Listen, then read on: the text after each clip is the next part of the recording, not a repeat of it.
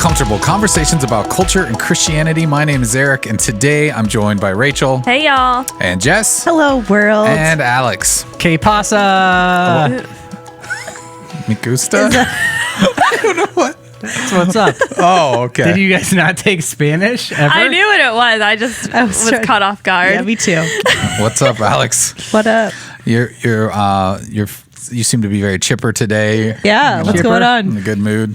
Always chipper. And today we're recording on a different day. So Mondays, are always a little more. I've got the energy running through me on Mondays. By Wednesday, it's like drained a little bit more. So excited to be here. There's just going to be different energy all over this episode. Then that's what you're saying.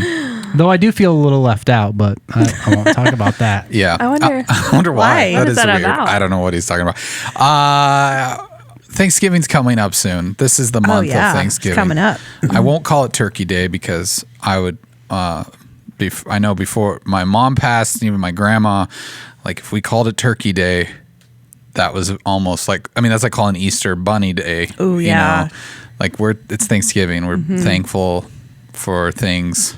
We're not just talking about turkey. So, anyways, it is a day we eat turkey. But what are some of the other? I figure we talk a little bit about some of our other traditions, or maybe our favorite dishes, or maybe even some unusual dishes that we eat on Thanksgiving that we don't normally eat at other meals. I think there's the rule of gravy on everything. Some people are like that, you have like your dressing, bringing the gravy, your turkey, and your potatoes, and you just cover it all in gravy. It's all gravy, baby. Is that where that term came from? Maybe. No? Yeah, I don't know. Have you heard that term? We can figure it out. I've heard it. So we always start out Thanksgiving Day watching the Thanksgiving Day parade. Yes. Our kids love that. Don't say the name of the place because we're not sponsored by them. Okay. Figure it out. The generic department store parade With all the balloons and lots of people on the East Coast. Yeah, so we do that. Our kids like to do that in the morning. So that's how we start the day. How about you guys? We typically would watch. It would at least be on in the background. I didn't always pay close attention to it. Mm-hmm. We're still in a fun season of our life where we're trying to figure out what we want our traditions to be. Because, our parents, I guess my parents aren't really like big traditions people. I was always like, we need to do traditions and trying to make stuff up. But now it's like really fun because we don't have kids yet. So we're trying to figure out what are the things we want to do. And hear me out. Thanksgiving tree. Ooh. So you put your Christmas tree up early, but you decorate it with like turkeys and pilgrims. Actually, that's a great idea. We already put our Christmas tree up. Oh, okay. On my birthday, but that's So we can't do that because it's already going to be up. But we could decorate it for Thanksgiving. That'd be fun. But we're still trying to, and it's just hard too because both of our parents traveled to see their parents for Thanksgiving, and now we're trying to see both of them. Yeah. And then it's like I won't be able to see my grandma this year, and it's just it's like makes it harder for sure. Yeah, we don't have any tradition. Probably wherever we're at, my in-laws live like an hour and a half away, so sometimes we can go up there if we swing it. Even there's sometimes where we go to both, so we'll maybe stay the night on Wednesday night with them and then do something in the morning, come to my family. So it just really always depends because we both have really big families, and so getting everyone together is difficult. And then with everybody's jobs, like she's got some siblings where you don't get every holiday off, and so it's just kind of always going somewhere. So it's spent with family. That's always one thing. I definitely like to watch football on Thanksgiving. I'm not a huge NFL guy. You like football? But I do. I thought you were a band guy. But I do. Yeah, me too. I thought you were just living for the halftime show. Yeah. That is why I watch football, which has been a bummer this year. Yeah, no baton twirling. Yes, no baton twirling. So it's been emotional, and now I don't want to talk about it anymore. He's done.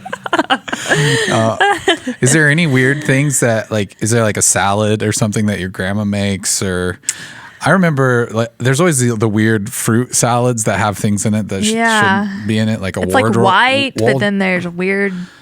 I was trying to say the word, now I don't think I can. It's like German Waldorf salad. Is that what it is? Waldorf or I don't know. Yeah, yeah. I know what Somebody you're tell talking us. about. It's like, yeah. Somebody knows Also, exactly what you're cranberry sauce. Yeah. That's a thing that I only ever eat that. And growing up, it was just that, like, you dump it out of a can and it's Yeah. like in the shape of a can and then you slice it. My husband loves that. Yeah, I don't always like have to that. have some. Yeah, but then I got like real, like good cranberry sauce one year and I was like, oh, I've been missing out. That's really good. Yeah.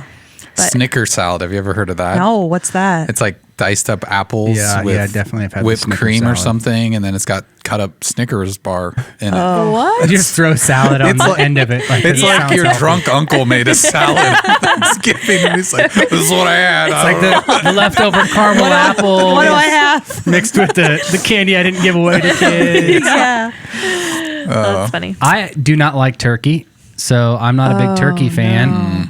Mainly because I just have a thing, unless it's ribs, I don't like ripping, and I think I've talked about this before, but ripping meat off the bone, even if someone else carves it. I don't mind making it, smoking a turkey and things like that, but I'm more of a ham guy. Ham. I am a Boneless. ham. That explains. Yeah, Yeah. I can see it. So I prefer ham on my Thanksgiving for the protein. There are bones in ham, though. I know.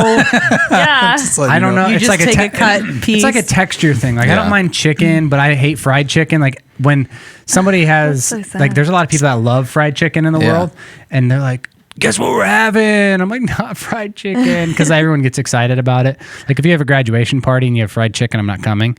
Okay. What if it was like boneless fried chicken? What if it was saucy nugs? nugs? I am Yeah. all about saucy nugs, which Yes, that there's guy's, no he's still bone. living There's on no it. ripping. Like saucy nugs, he's Yeah. still. I was living- walking still out? around and there was a store that was literally selling T-shirts that had like saucy nugs on. Like they just went with it and went with the whole clothing line. Just out of Wow, that. that's So, amazing. I saw a former CCC employee yesterday On Twitter, Noah. He was really excited to have met Saucy Nugs yesterday. Wow. and he got retweeted That's a by big Saucy deal. Nugs. So Wow. Noah, you made it. Yeah. Wow. Local Yep. celebrities. Yeah. Thanksgiving is always, I think it always feels like it's the holiday for family, even for me, sometimes more so than Christmas, because it was kind of the exception where a lot of my family always got together. But I think it's going to look different for a lot of people this year. Yeah. Obviously, I don't want to belabor the COVID thing, but I do think people will be making some decisions based on that, and others might not at all. But I think it could look different, smaller gatherings, things like that. Well, we don't want to rain on anyone's parade, but I don't think that's happening this year, right? So I don't think at least the floats. So, and I'm guessing, Are you Yeah. saying that the parade department isn't store going to parade, happen? I think it's not happening. this Really? year. Yeah. Oh. I thought I saw that somewhere. Fact check me. You just ruined Are you Jess's. serious? Yeah, what? Thanksgiving, I'm pretty I think. sure. Maybe you Man. can just replay last year's. I'll fact parade. check myself. They'll probably in the do middle of something this. though. As long as there's something on there, they'll probably do A something. virtual parade. I was gonna say the thing I love about Thanksgiving meals and even Christmas too is that when somebody finds out that you like something, it's like becomes like a tradition at the meal, like that somebody's going to make you. Like my grandma, when I was younger, I used to like this pretzel and strawberry and like cream cheese thing that she made, and so now every year she makes it. Yeah. and it's just fun. I love that kind of thing. That's sweet. Everybody's got something. I don't know if Alex was fact checking, but I was. I was Alex- fact checking myself. Alex, What Let's if people see. did this? Like, what if they did it like during the debates or Yeah. stuff like that, where you actually fact we checked won't yourself? really be talking about that today, but that Yeah. did kind of happen this past week on weird. Saturday. Let's turn it back to the parade. It's Yeah. happening Anyways, or not. Let's be- for 2020, the traditional parade has been canceled but replaced with a virtual event. I knew it. As long as there's something. They're just gonna have can them in adjust. different warehouses and then Yes. just aim a camera at them for like 10 seconds and then go to the next yeah, one. right. Who knows what could happen? Yeah, that is It's a gonna be year interesting. of adjusting and being flexible and being positive. Mm-hmm. So this was a letdown. I'm not going to cry. I'm just happy they're You're thankful replacing it for with this something. opportunity to be positive about this Yes, change. I am. Very thankful. I also have 3 family members, so 2 siblings and then my mother-in-law that have birthdays, like when it can possibly be Thanksgiving. And so usually there's some birthday celebration. Like this year, my mother-in-law, happy birthday, Marianne, love you.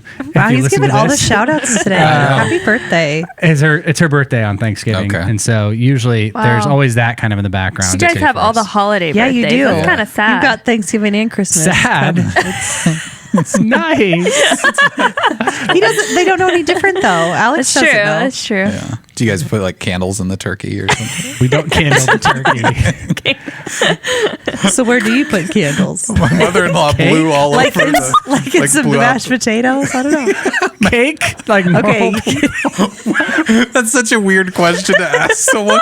all Candles in the turkey, suspiciously. so I'm like, Where do you put maybe the there's candles? a tradition there. We do a thing called a birthday cake. Okay, But it's Thanksgiving. yeah, that's what I didn't know if there But was it's a a fun birthday. tradition there.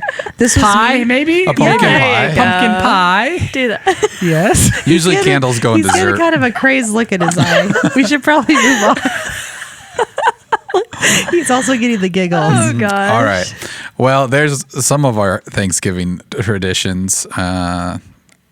That it was very interesting. I didn't know where that was going, but I do appreciate your perspective on turkey and candles and all of this.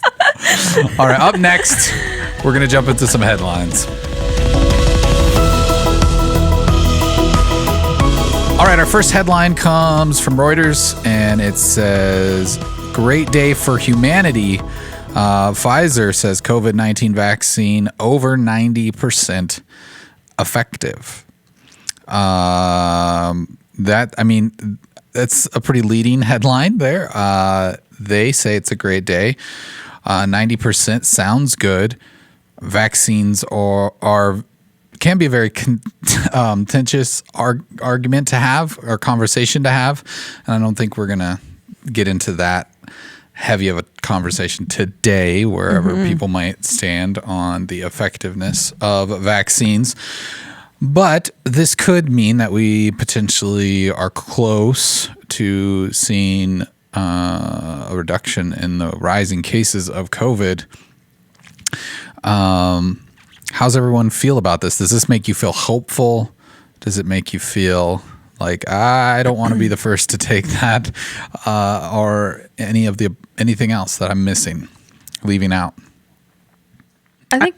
I was just gonna say. I think one thing surrounding this is just people's mindsets. Like even like set aside like the actual taking it or like the effectiveness and stuff like that, but people's mindsets of feeling safer when they hear something like this.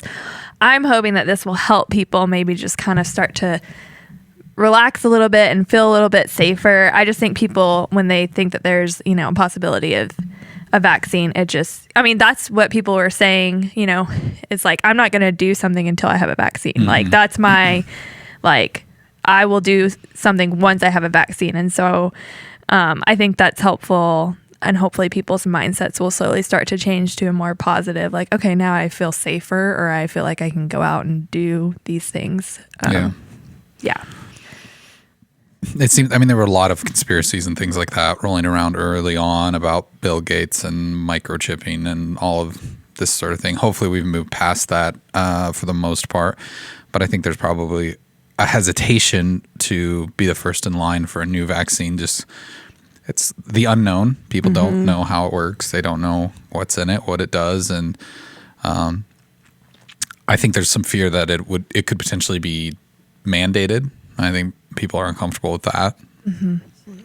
But I remember people, it was right around the time that we started hearing about COVID, and remember when it was on the TV 24/7. They were interviewing people right at the beginning of all of it that had already signed up and were doing human trials. So they, working on it since March. But I think too, Rachel, add to what you were saying is people feel safer, but people also, it's like people feel hopeful when they see something like this. Right. I personally would not get a first round vaccine for myself or my family. Yeah. That's just me, but I think that that's a lot of work that they've done since March. Not a very long amount of time. it feels quick, yeah. Yeah. And I also read a couple of other articles talking about like doctors kind of saying that in the end, it's almost going to look like the flu. Like the vaccine's going to have to change with it every year. They're going to have to try and figure out what this strand is. And really, we're never going to just completely, and that was kind of depressing, but we're never completely going to get rid of it. And honestly, even with our vaccines, it might look like the flu vaccine where it's like, yeah, this is what we're going to give this year. And hopefully that's kind of going to hit everything, but we don't know. So I thought that was interesting. Yeah, I haven't really considered like if I doubt that we'd be on like a first round of vaccines. I'm not anti that by any means. Like I'm not anti-medicine, but just for me in general, it takes a lot for me to like even take ibuprofen. And it's not like because I'm tough or anything. It's just like, I don't like to overput stuff in my body. And so I like to try to do research and things like that, unless I am a poor college student, which leads me to this very room that we're in right now.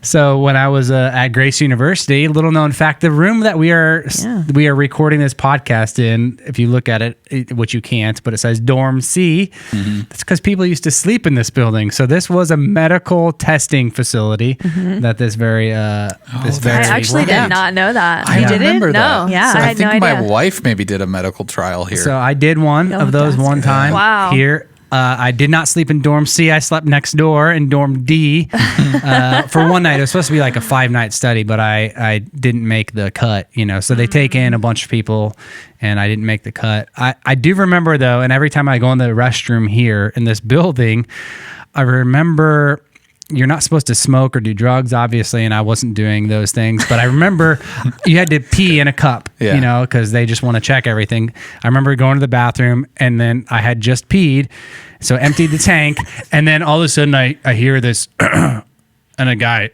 "Hey, fill mine," and he kicks his little thing under that, kicks the cup under there. World. And I didn't know who this guy was. I was kind of intimidated. And so I'm like, I just emptied. I can't. Sorry, man. And so I got out of there as fast as I could. I was like, I hope he didn't see what shoes I was wearing. I would wear my slippers the rest of the time. And so there was a time where I was like desperate enough. I don't think they were like testing like things that were, it wasn't like a flu vaccination or something that was like deadly, but I remember and a lot of people from my college, came here to Icon That's services. Interesting. Huh. And so if you ever become on staff here at CCC, Larry Hovorka, who gives you the tour, loves to tell you that I slept here before. And it's true. Wow. What does peeing in a cup have to do with it? A fun history Because the guy lesson. wanted me to pee in the cup for him. Because I think It was he a obviously... traumatizing moment in his life. True. Yeah, Sorry, I'm not trying to downplay I'm it, guessing that he might have done something he wasn't supposed to. And he was trying to steal my urine. Have you ever had anyone try to steal your urine? Okay. It's a dangerous We don't have thing. time for that story. Yeah. Okay. This is. I'm glad this went off the rails. I know. It's kind of So- nice that it did, though. So, anyways, COVID vaccine. Hopefully, maybe by December. I do think we mentioned it, but I do think it maybe brings hope to people. I know medicine is something that if you're not a scientist, you're not a doctor, you're not someone who is actually working hand in hand with that, it can be very scary just because you don't understand it. And I'm one of those people. I am always a little bit leery of things that I don't understand when it comes to medical stuff. But I think it's part of your lack of understanding, and it's the fear of the unknown and things like that. And I keep thinking back to our science episode with Dr. Megan a month or two ago. Yeah. And the part that always still sticks out to me is the part where she said, if something is true, it's going to be corroborated by from multiple sources, multiple things. And for me, it's like there's not enough of that yet. Yeah. To make the decision. Well, So and that it's happened so fast. I mean, we don't know any of the long-term side effects that something could be, causing. I mean, it's just happened so fast that it's hard to be like, oh yeah, that seems safe. Well, it looks like how they plan to roll it out is not just give it out to like everybody, but obviously I think Just health to, like, workers. the elite. So not the elite, but people that would be people that in close contact. And and stuff. that are very educated, and like I would assume my doctor, is not going to just take some random drug that they don't trust for themselves. Yeah. And so I'd assume most doctors that are going to take that are going to be some of the first guinea pigs, I would guess, on that. And it'd have to be something pretty trusted, I would guess. Otherwise, you'd wipe out. I mean, the risk is like you get all these doctors sick and you inject them with the virus, and then that's a really bad situation for our health field. And Yeah. so, Yep. Yeah.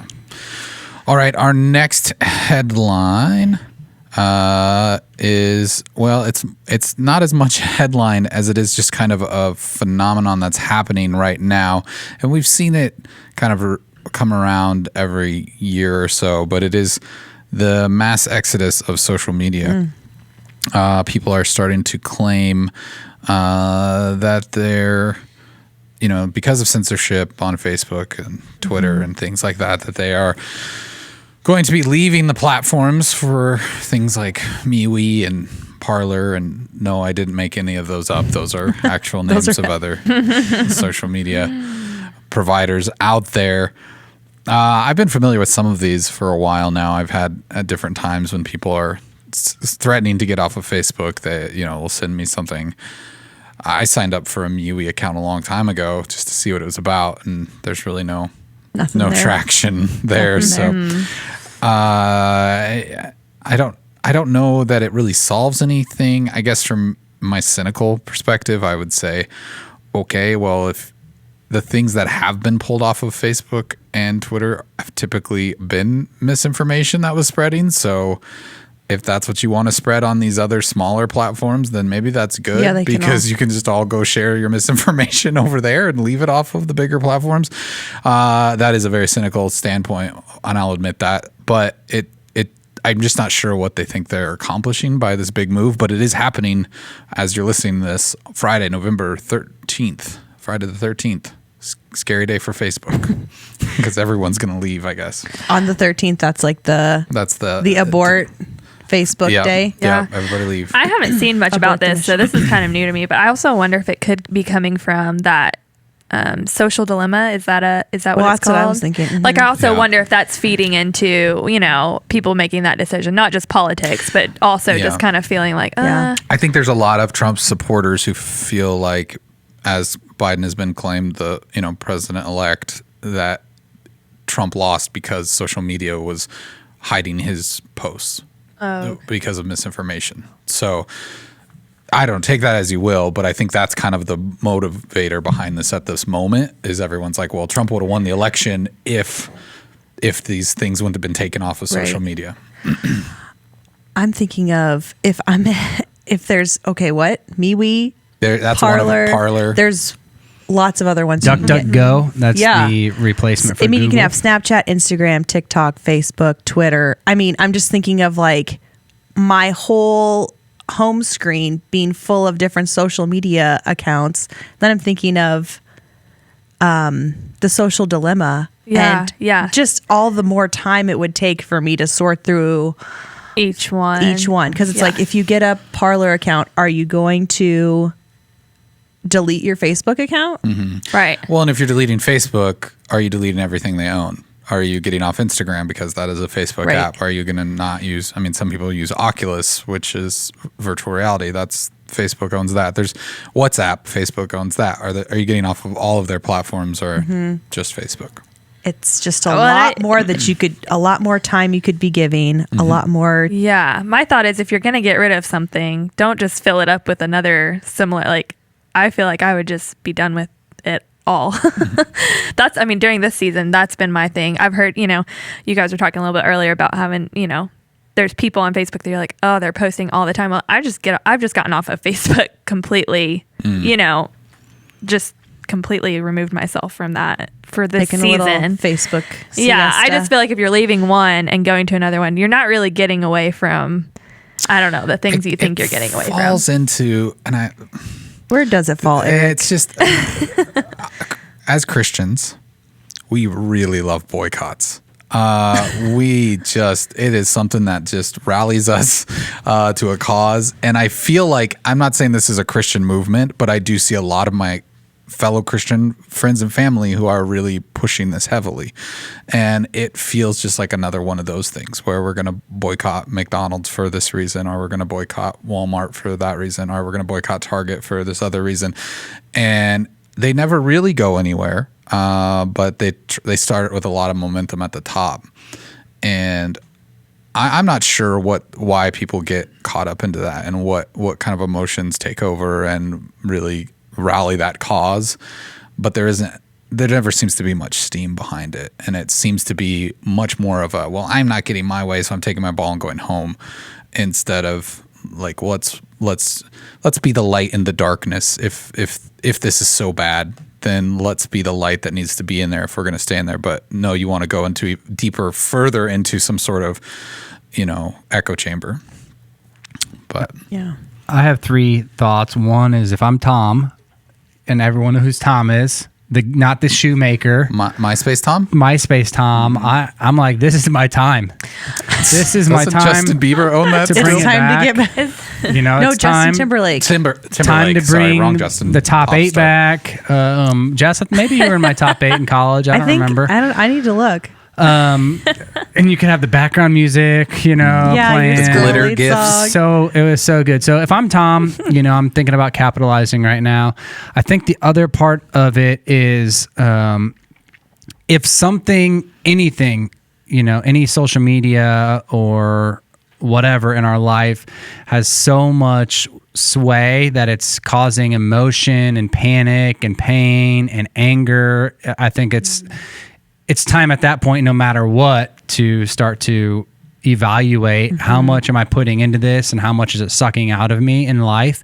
And I think the other part that might not see it be so successful, and if you want to go on there because you're like, hey, I want to share stuff and I want my friends and family to be on there and I don't want to have to get ads and all of like the Facebook dilemma, the social dilemma stuff, because I do the things that are attractive to me about it are like the algorithm is different, so it's like, hey, you're just going to see stuff, your friends, how it's fed to you, and you don't have to deal with the algorithm of being fed ads and all those kind of things. So to me, that is like, oh, that's refreshing. I would like to be somewhere where I'm not controlled as much by the algorithm. So that's attractive to me. But I think the thing that people might not see is I think censorship actually makes people love something even more. So I think the fact that Facebook and Twitter are censoring things, it emboldens people to be more passionate about it and then have to push more to share their opinions. So anytime I've seen somebody like, say, I posted this on Facebook and they took it off my wall, then they start sharing it mass and messages. Yeah. And they're like, get this out as fast as we can because they're taking it away. Well, I think that the reason that they're so passionate about it and that they think that point is so valid is because it's been censored and that it's been hiding the truth. And so if you're in a platform that no censorship is involved, I wonder if people if there's not an enemy, there's no conflict. Yeah, if there's no conflict, then I think it'll take some of the drama out of it, which I think some people really, it's a craving for the drama in some ways as well. And so I think it is a time if you're like, why am I even on any social media? Is it a redemptive thing that I'm providing? Why am I jumping from this one to that? And if there's good reasons, like I said, there are attractive things to me about some of those things. It is creepy to me sometimes to even Google search something or know my wife Google search something. And then I'm like, oh, I know you must be looking at a pair of shoes because it's showing up in my feed all the time. So there's attractive things to me about that kind of stuff, but also, I don't know enough about it. So again, if I'm Tom, I'm starting MySpace. Okay. That's what I want to Bring it hear. back the top That's 8. the main point. Yeah. It's going to be interesting to see. I think when you look at like Facebook and its popularity now, we didn't foresee that happening. MySpace was actually kind of the big deal back then, and you would have thought, well, who's this little Facebook thing? It's for colleges or whatever, and now it's like the biggest thing in the world. So I'm sure there's going to be something that's going to catch on, but I'm not sure if it's going to be on this type of platform that it'll catch on. It'll probably be driven more by youth, something like TikTok or something like that. Well, and I think that's most platforms grow based on being exclusive. Maybe like a Facebook, I think, grew because it was exclusive to college students, and so you could kind of hide away from people. And I think that's why like Snapchat, TikTok, they're not exclusive. Like you can't log on, but they're very different. So like a 70-year-old logging onto Facebook, it's kind of designed so maybe they can figure out how to just work it, pretty easily. If they log on to TikTok, they're like, what is going on here? How do I stop this? Why do they keep playing this? No way. Yeah. What's up with all the bad words and the dancing? And so like, even for Snapchat, once older people, I think, were getting on it, parents and things like that, then it didn't feel as exclusive to younger people. So then there's the next platform that they want to move they need to move on because I don't want mom and dad seeing what I'm doing over here. So I think it's the inverse, for people that are a little older, they want to like, okay, we've got a place we can go play nice. So They should just have a social media called 30s and over. Grandkid Pictures. And it's just where you go to post pictures of your kids so their grandparents can see them. And then that's all it's for. Sorry, don't anyone steal that, okay? I'm going to go ahead and work on that. we have a shared album inside of our iPhone. Oh, there you go. Grandparents. That's good. That's a good way. That's a good idea. That's the grandparents' social media. All right, that does it for headlines. Up next, we're going to be talking about the 5 things to be thankful for in 2020 in this very special Thanksgiving edition of Uncomfortable Podcast.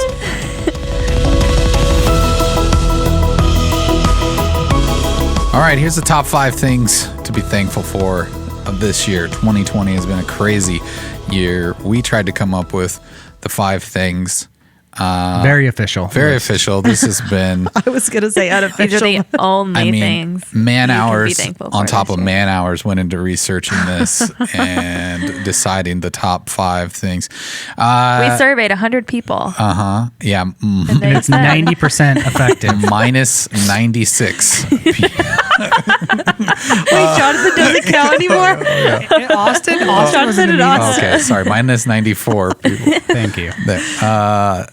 No, we were trying to reflect a little bit on. I mean, it is the month of thankfulness, Yeah. and time to reflect on the things we're thankful for. And we thought it would be good to put together compile a list of things. And the number one thing, this isn't in any official order, so it's not actually number one. But it's number one on this list, so no one be confused. We could call it 5, but I just We're talking about the top 5 in no particular order. Yeah, no particular order. It's just fine. Nothing official. Innovation. We've hit on innovation a lot That's over true. COVID and the way that the church has had to be light on its feet as we transitioned church at home and then limited access to the building. So we've hit on some of those points, but innovation continues to be one of those things that I think we can all, in one way or another, be thankful for in 2020. I mean, you think about all the people who have been able to like continue working and doing their jobs from home and like doing instead of just losing your job. Like I just can't imagine a time when everything gets shut down and you're working and you don't have internet. Yeah, You can't work that from would home. be able to do like that. what I mean, yeah, what would that even look like? That would just be crazy. But I also think like that going forward, that's gonna stay the same for a lot of people too. I have a lot of like friends that are like, yeah, now we're just working from home. Like I was just thinking if like Zoom was Morse code and everybody was just like, Yeah. that's probably what would have happened. Yeah. kind of a nightmare. But I have family members that have been told already, Yeah. you're working from home until June 2021. Yeah. Yeah. Yep. It is a norm. It was fun for me being on staff here as we kind of navigated COVID and how we were going to adjust to being at home. All the different things we got to do. Like Alex, you really got to do a ton with social media, and so did you, Eric. It was fun. I got to lead a class online that I never would have thought or considered to do. It's just kind of fun to see the different ways that we've been able to adjust and be flexible. And we were set up to do it. Yeah. It was fun. On this document, I'm very thrown off by after there's internet under innovation. Like, we're talking about Teams and Slack and Zoom. FaceTime and Zoom. Yeah. But then you have headphones Is that a new innovation? Alex Alex adds his own subcategory. So take it away, Alex. Have you ever heard of those before? 2020 or here's the thing. Okay. Headphones are not something that everybody was using on social media. Alex! What, on Zoom? Oh. Are you So going to bring... you've been on What? you've been on Zoom calls, right, where people don't know how to use headphones, and then it's like all these weird noises, and you can't hear anything. Wow. And so this is just... I'm grateful that I had headphones ahead of time that were both wireless and had microphones, and even the noise canceling features in headphones.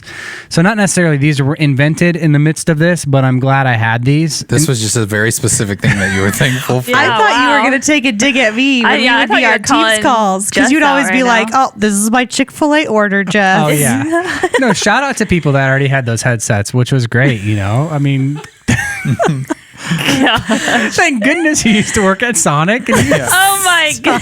he stole that just- headset. I mean, I feel like people are left out of this inside joke, but Jess, for a while, you did have a headset that still have them. had a big, Oh, yeah. drive-through A window Big. microphone It's a little on it. mic that it can go up or down. I just happen to keep it, down by my I mouth. think gamer headsets have those, so Yeah. that's not unusual. It's got the little mute button. I think yours was just kind of like at But it one was- ear, and It was like, no, it had 2 ears. oh, did it? Okay. But it was my nice $25 purchase off Amazon. That is nice. That is really nice. I hope you gave it a review. I think the other part of innovation too that I'm grateful for is like innovation before all this happened. And so, at CCC, like we're blessed. We're almost 100 years old, but I think it's been a church that Almost. people have for a long time been innovative. And so even like Eric and I, like who both do a lot of stuff online, we didn't just like begin from scratch, So there's people that had put in the infrastructure here at CCC. I'm hitting my microphone, but that had put in the infrastructure for an online campus and had done a lot of work to make sure our wireless was up to snuff and things like that. Way Thanks, before guys. this. So I think people that are innovative and thinking ahead before, because there's a lot of churches that were left scrambling. I mean, for us, it wasn't fun to go exclusively online, but we also were able to do that without. I still know churches that aren't going live yet, like really well, because they're still waiting on back ordered parts. Because so many churches ordered this and they needed to go online, and so just grateful even to sit under people that have been innovative, that's a spirit that's been in this church for a long time before things like this happened. And so it's kind of a thing I've been thankful for, not necessarily only innovations, like new innovations that have been made, which is fun because like my job that I like, my current role is an innovation. It wasn't planned on me moving to this role over the last year, Which is online minister, director or something ordained. Director of online ministry. Is that what it is? Director of online ministry is my title. So anyway, that wasn't even on our 2020 plan as a church, and so that's kind of fun to have a church that has been innovative and is willing to And continue values to do it. that. Yep. Yeah. No, it is cool.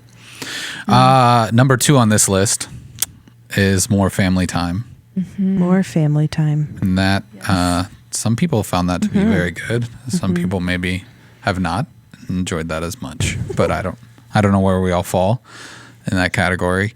I remember trying to record this podcast remotely, and Alex's children kind of peeking in behind the curtain, different things like that. It's the middle of the summer. I couldn't have our air conditioning on because it was so loud in the background. I had animals just constantly photobombing my camera. But yeah, we did have more time. I think for me, not to just like flip it on its head, but I feel like I got busier even though I was at home. I felt busier, and maybe I didn't necessarily really I was around my family more, but I wouldn't necessarily say I had more family time. I was just maybe in their presence more, but I was busy working or doing other things.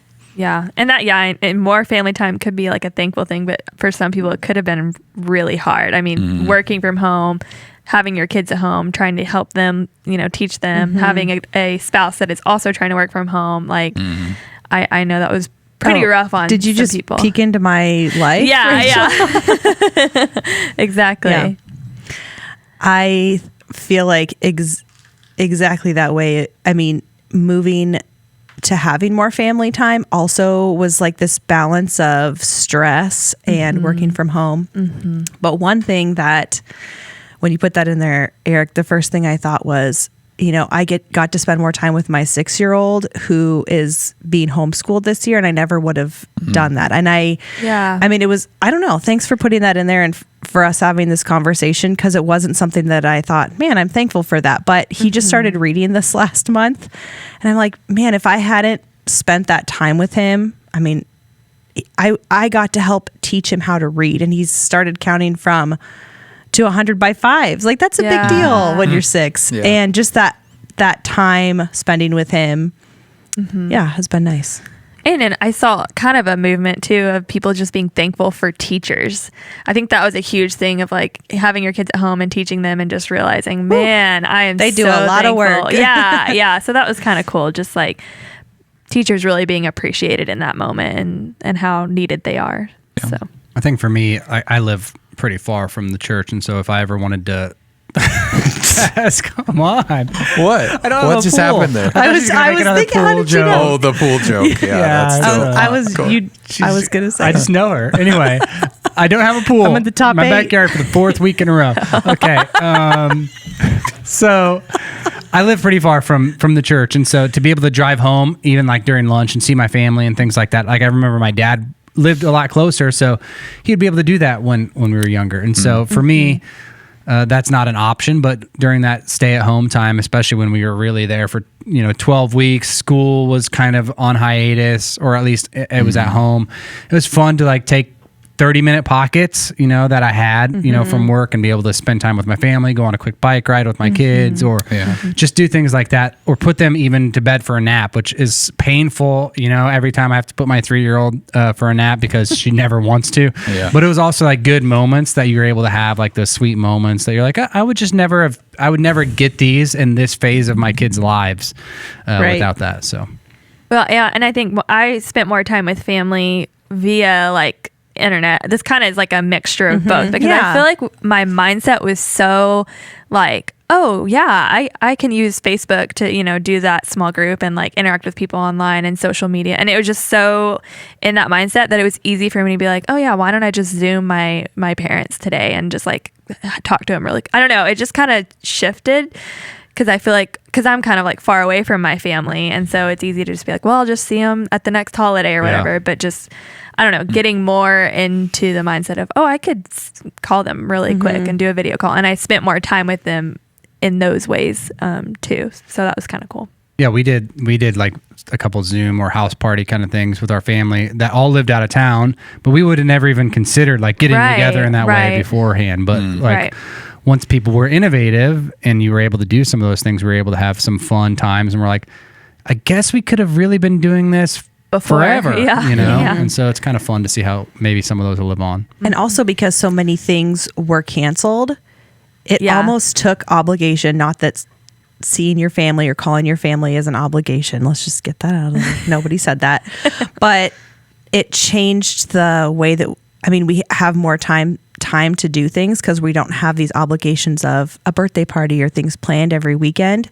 So there's more time that I felt like I could say yes to more things, and there was less stress or something hanging over it. I wanted to do it and participate more. I think it also revealed to people how busy their schedules were and unnecessarily busy they were. And to where now, as maybe some of that stuff had lightened, they can go make better decisions about what they commit to.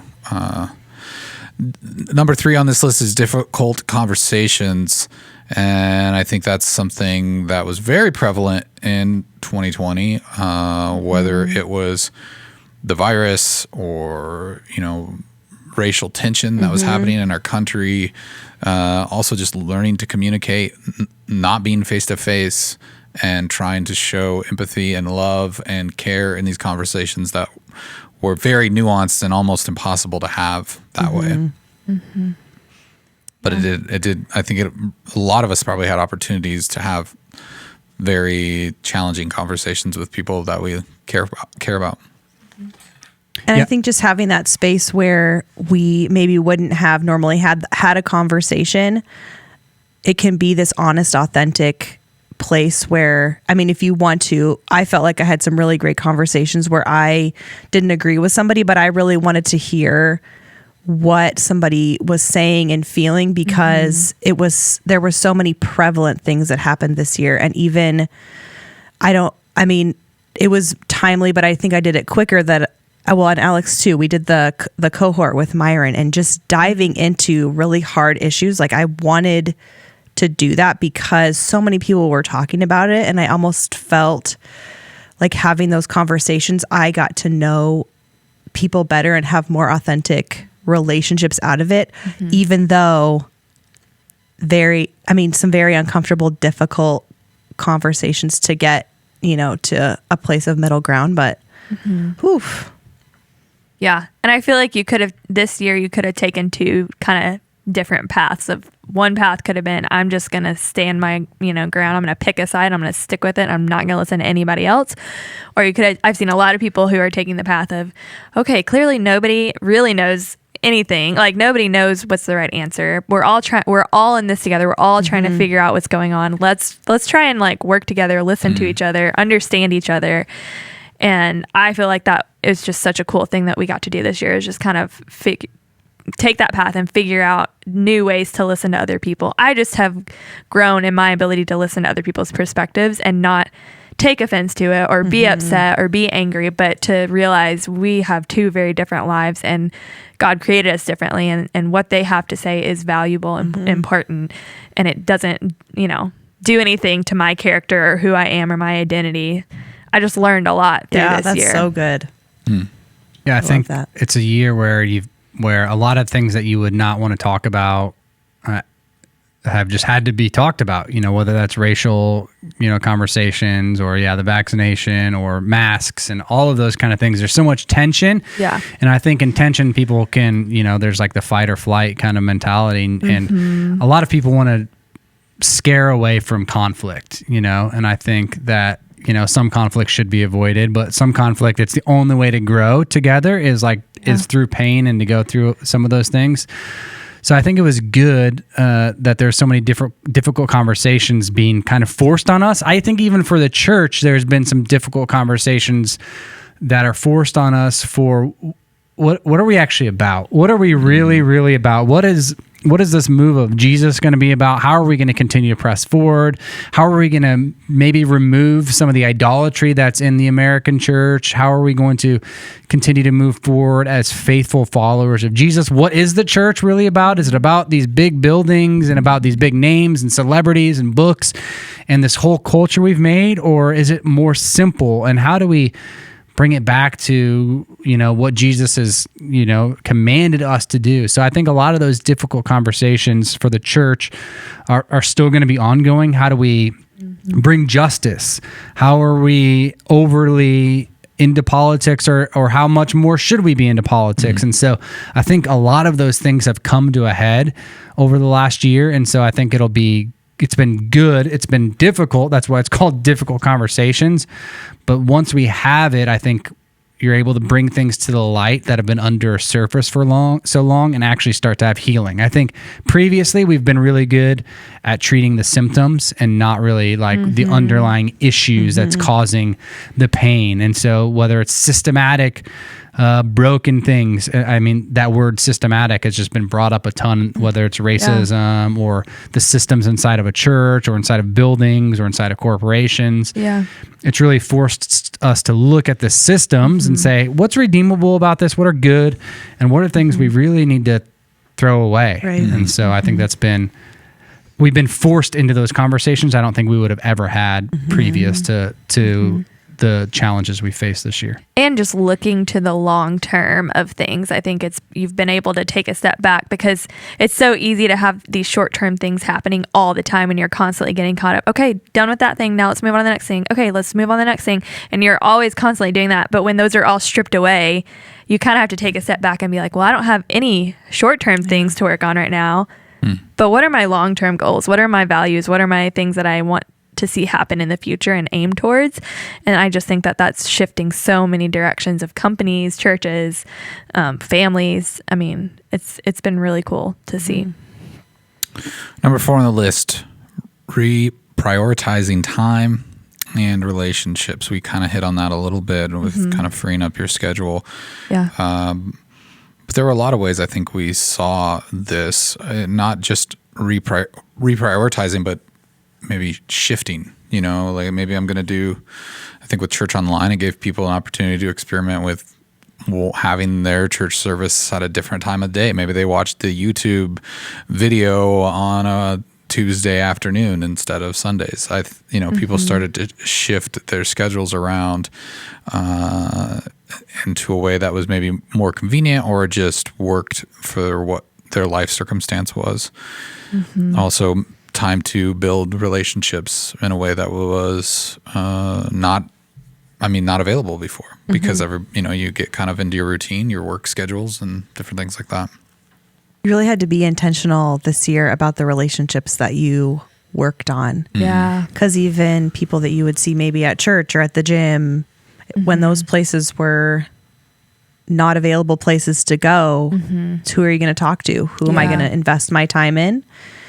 And yeah, it was interesting. I mean, it was just interesting then the people that I ended up keeping up with. Maybe I wouldn't have said that before, but yeah, I think that's a really valid point, just because I know even relationships that I had with friends who, I thought the relationships were fine, but through this time you realize that having that lack of face-to-face communication, we talked a lot about empathy, but you can start to lose empathy for even a close friend in that situation where you're maybe reduced to just having conversations online and not getting to see or at least experience that in person, their passion behind something, or at least their perspective, that you're able to overlook it very easily.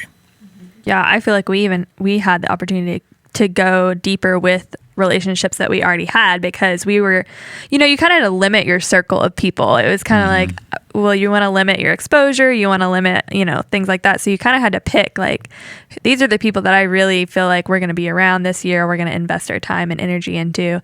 And so I just feel like we found a really good key group of people that we just got to go deeper with and be with and be in this season together and pray for each other and be with each other. And I don't know, it was just really cool to invest in a few key people instead of feeling so spread thin to, 50 different people.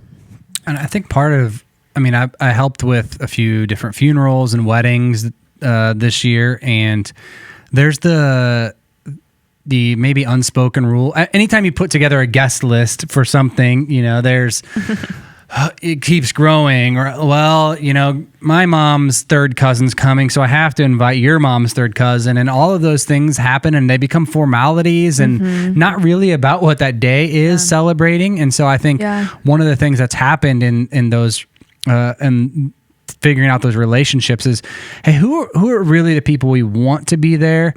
And also, like, if somebody can't be there, it doesn't mean we hate them. And so it forces you to have those conversations, because I think sometimes you'd go to something out of duty or obligation and put yourself at risk, or you couldn't afford to go to someone's wedding. Like, there's been times where you're like, we can't really afford this gift, but they gave us a gift and we need to. So I think there was some of those formalities that we just have done in American culture for a long time. Yeah. It forces you to figure out, okay, who do I really need to be there? What's this day actually about? But also, like, to the people that can't come, they know that they're still loved and they know that they're still a part of our life. Right. And it's not about like an invite, but it forced you to make some of those tough decisions. And so, I mean, as somewhat of an introvert myself, getting uninvited to a wedding is never really that big of a disappointment to me. So, just going to be honest. Well, none of us are having another one that we know of. Okay, so good, great. You won't be So invited please, or uninvited. Please, don't. If you're renewing your vows, Alex, I'm not interested. Ouch. All right, number 5 on this list is thankful for the mess. It has been a mess of a year, and any way you slice it. But I think all of this kind of encapsulates everything we've talked about. that if it wasn't for these messes, we wouldn't have been formed maybe the way that we are at this point. I look at who I was in March compared to who I am now, and the things that I've been challenged in personally, and the way it's changed me, the way it's molded me as a person. It's the things that I'm convicted by, the things that I value more than I did before. There's a lot there that wouldn't have happened if I wasn't subjected to such a nightmare of a year. And it just goes to show how resilient people are. It's like, if you're listening to this today, it's like, it's November. So we've made it 9 months. I mean, that's a lot. I mean, there's a lot of triggers of depression, anxiety, loneliness, you name it. I mean, relationship struggles. But if you've made it to November, I mean, just stop and looking at how resilient each of us are, and how much resilience that God has given us. I mean, how many truths he's given us. And we've talked about all these things that we're thankful for, but those are the things also that get you through each day. And I think stopping just to realize just how intricately we're made, and just how valuable each person is. It's like, even if you're struggling today and you still have that anxiety or depression, just the value that's there, and the fact that you're making it another day, and you can make it through the next day. Yeah. I love that. I'm really passionate about mental health, and just all the people even that I've seen where it's been really hard, but taking that first step to talking to a therapist, or seeking counseling, or asking for help, or using those relationships that are valuable. I mean, that's so important. We need each other. Yeah, I think that's so good. I feel like in general, the idea of our mental health is important, and, has been maybe like shown a lot more. I just think more people are becoming more aware of mental health, and like how it affects everyone is affected by it, but just a bit better awareness of, I felt these things during the lockdown and shutdown, and that was hard. And I felt depressed, or I felt anxiety, and like, it's okay to, to go see a therapist and talk through those things. And I just think that was so good for people in this year, just to get a better understanding of what that looks like, and not just being like, oh no, I don't have that, or that's, I would never, go to a therapist or whatever. I just think a lot of light has been shed on that as well. And so I think that was a good thing that came out of it. Yeah, I think I've seen people grow in two ways, and one's positive and one's negative. I think 2020 is a year where there's no real stagnant. You've either been humbled in 2020, or you've just stuck your feet in the ground and you've become more proud of trying to get it done on your own. But it's been a year where so many things, whether it's like heroes, have died, so many celebrities and so many people that we've, said are awesome and maybe have made idols inside of our culture. People have lost their jobs, their retirement, so many things, like a virus that we don't know how to control, a presidency and an election, racial injustice, all of the things that have happened and come to a head in 2020, I think, could either humble you and say, man, I can't get this done on my own. I need, God in my life. I need more understanding in my life. Yeah. I'm a mess. Or, and it has happened for some people, or at least they're faking it. You've become more proud of your way of life, and try to pick yourself up by the bootstraps and get it done on your own. And I don't need people. But what I've seen, I think, from most people in that I've done life with, and even myself, I've had some very obviously proud moments because I'm human, but is just a humility towards listening more, a humility towards some of those stigmas you were talking about, Jess, of like, it's okay. Like, we are all a mess. We all need help. There is a level ground. Doesn't matter if you're the richest person in the world, a disease can wipe you out, or it doesn't matter, how many people show up at your church on a Sunday once the doors have to close. What does that look like? And how do we submit to authorities and so on and so forth? And so I think it's been a year, especially for me, that the mess has caused a lot of reflection and humility and forced me to realize I'm in far less control than I live under the illusion thinking I'm in. Yeah. And hopefully that makes us better people, makes us more like Jesus, I think, when we become more humble and realize that. As we were having this conversation, I started to think about how going into 2020, everyone had this idea of 2020 vision. That was going to be their slogan, their catchphrase or whatever. And then as we near the end of it, everyone's kind of like, well, what a joke was that, right? Like this was a crazy year. But as I started to think about it, I was like, when you have bad vision, your goal is to get to 2020 vision. And I was thinking about how when you're sitting, getting your eye exam, how they start flipping these different optics in front of you until they can cue it until you get that 2020 vision. And I thought, man, what an example this year really has been, because here we've constantly had optics in front of our eyes, flipped, until now, all of a sudden we're starting to focus and we're starting to see what matters. We're starting to see what's important to us. We're starting to see what we value. We're starting to see what we believe in, what we'll stand up for. And now we have 2020 vision. And I thought, wow, okay, this is so much. It's such a bigger example than maybe I could have even thought it would have been at the beginning of the year. With that, I think we'll wrap things up. Thanks everybody for having this conversation with us. I hope this is a little before Thanksgiving, so you still have time to plan all that, and hopefully have a great Thanksgiving. A little bit of a tease coming up in the next 2 weeks. We sat down with a couple of sex therapists to talk about human sexuality and Christianity and parenting and all that. So that should be really insightful. I know we learned a lot, and we talk about uncomfortable conversations with the church. That stuff is going to be fun to hear coming up. So it's let your family know that share these episodes. But thanks everybody for listening, and thank you all for joining us for this conversation. If you'd like to reach out to us with any questions or concerns, or you have any thoughts or suggestions, you can do that at social media.